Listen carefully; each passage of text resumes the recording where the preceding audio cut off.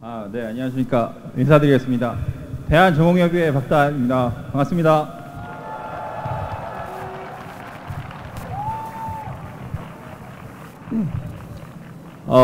우선 제가 준비한 연대사가 있긴 한데, 제가 이렇게 많은 분들 앞에 서는 게 정말 오랜만이라 연대사는 잠깐 미뤄두고 여러분들과 인사부터 했으면 좋겠습니다.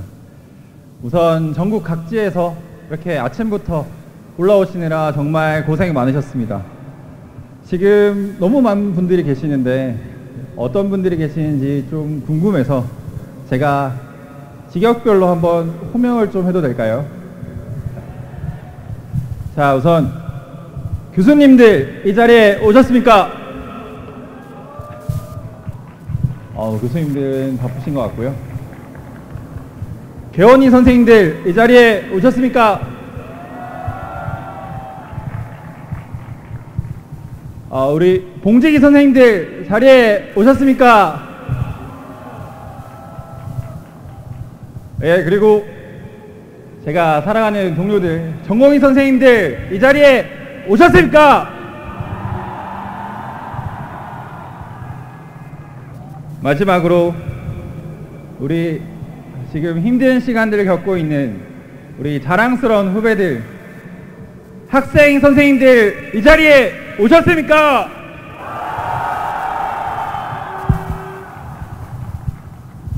예, 그래도 이렇게 서울에서 한 자리에 모이니 감회가 새롭습니다.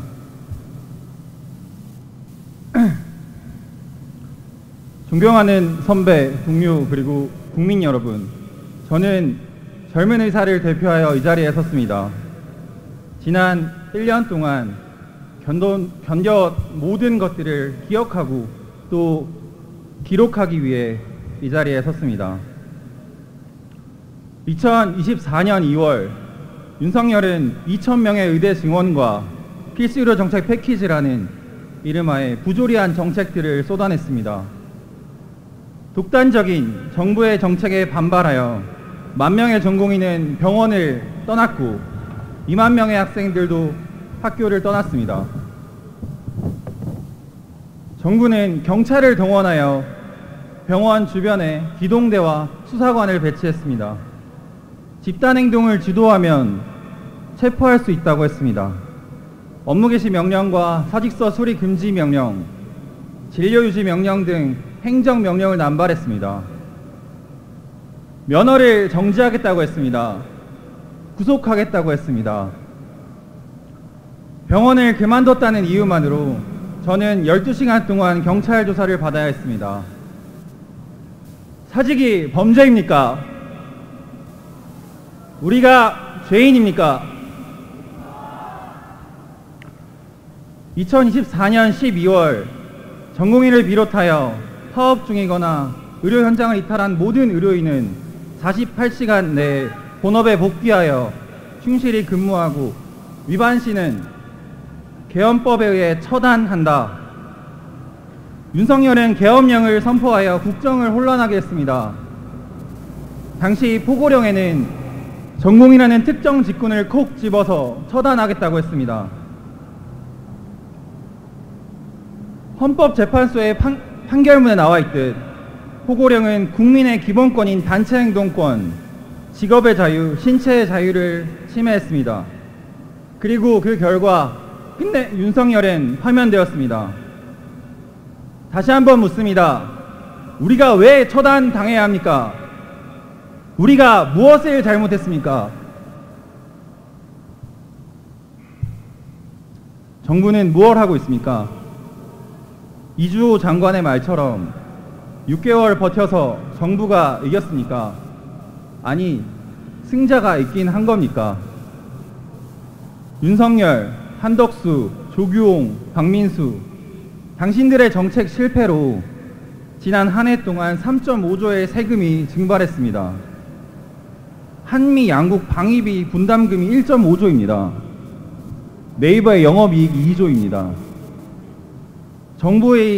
정부는 왜 정책 실패와 예산 낭비를 인정하지 않습니까? 당신들은 국민들의 세금을 받으며 그 자리를 지키고 있습니다. 임기가 끝날 때까지 적극적으로 사태를 해결해야 합니다.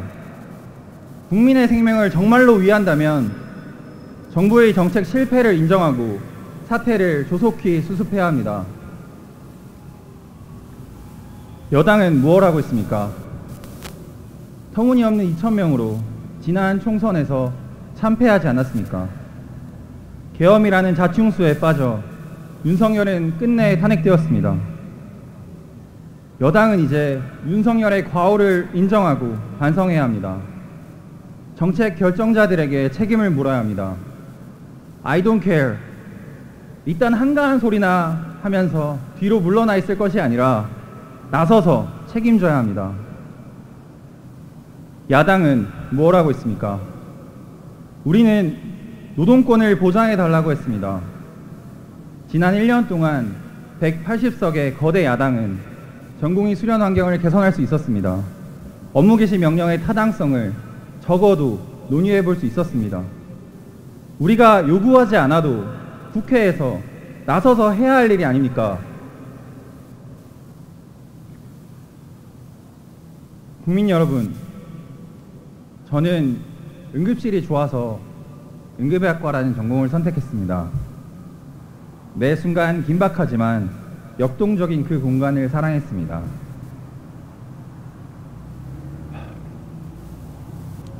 실려온 환자가 사망하면 조용히 옆에서 울었고, 실려온 환자가 소생하면 종일 혼자 뿌듯해하고 그랬습니다. 피곤한 일상이었지만 그래도 환자를 놓치지 않기 위해서 다음에는 꼭 살리고 싶어서 잠을 줄여가며 틈틈이 공부했습니다. 우리는 일주일에 100시간씩 환자의 곁을 지켰습니다. 2,000명이라는 숫자와 필수의료 정책 패키지라는 괴랄한 정부의 정책이 이 모든 걸 망가뜨렸습니다. 저는 병원을 떠났습니다. 오늘이 아니라 내일의 의료를 지키고 싶었습니다. 일방적으로 정책을 결정했던 건 정부입니다. 법을 어긴 것도 정부입니다. 절차를 지키지 않았던 것도 정부입니다. 우리가 무엇을 그렇게 잘못했습니까? 저는 진심으로 대한민국 의료의 미래를 걱정하고 있습니다. 우리가 대단한 것을 요구하는 것이 아닙니다. 당연한 것을 요구하고 있습니다. 대한민국 국민으로서 노동 3권, 헌법에 명시된 기본권과 근로기준법을 보장받고 싶습니다. 대한민국 의사로서 학교에서 배운 대로, 교과서대로 소신껏 진료할 수 있는 환경을 원합니다. 국민 여러분, 지난 1년간 겪어보니 이국종 교수님 말씀대로 보건복지부는 숨쉬는 것 빼고 다 거짓말입니다. 그들이 말이 맞다면 이국종 교수님께서 왜 아주대병원을 떠나야 했겠습니까? 세상에 공짜는 없습니다. 싸고 좋은 것도 없습니다. 의료 체계를 개선하지 않고는 단지 의사 수만 늘린다고 해서,